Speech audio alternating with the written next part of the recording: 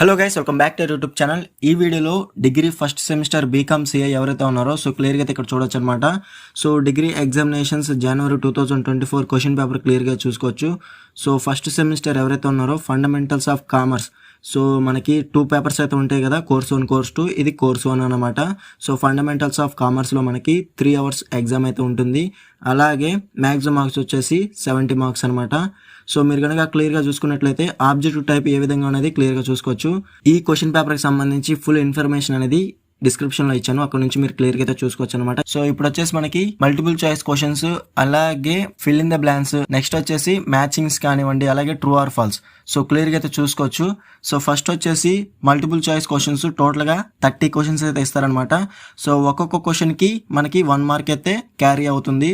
మీలో ఎవరికైనా కానీ అవుట్ ఆఫ్ సిలబస్ కనుక క్వశ్చన్ పేపర్లో ఇస్తే మాత్రం డెఫినెట్గా అటెంప్ట్ అయితే చేయండి. అది రైట్ ఆ రాంగ్ అని పక్కన పెట్టేసి మీరు డెఫినెట్గా ఆ క్వశ్చన్కి సంబంధించి అటెంప్ట్ అయితే చేయండి. అప్పుడే మనకి అవుట్ ఆఫ్ సిలబస్ వస్తే మాత్రం డెఫినెట్గా మార్క్స్ అనేవి యాడ్ అయితే చేస్తారనమాట. ఓకేనా, ఎవరికైనా కానీ అవుట్ ఆఫ్ సిలబస్ వచ్చింది అని అనిపిస్తే డెఫినెట్గా ఆన్సర్స్ అనేవి మొత్తం అయితే మీరు అటెంప్ట్ అయితే చేయాలన్నమాట.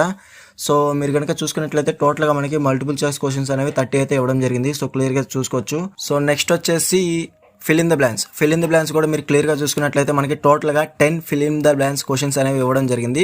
వీటిలో కూడా మీకు ఏదైనా అవుట్ ఆఫ్ సిలబస్ వస్తే మాత్రం డెఫినెట్గా అటెంప్ట్ అయితే చేయండి. జస్ట్ రోమన్ నెంబర్ వేయండి, అలాగే క్వశ్చన్ నెంబర్ కూడా వేయండి. మీకు ఈజీగా అయితే ఉంటుందన్నమాట.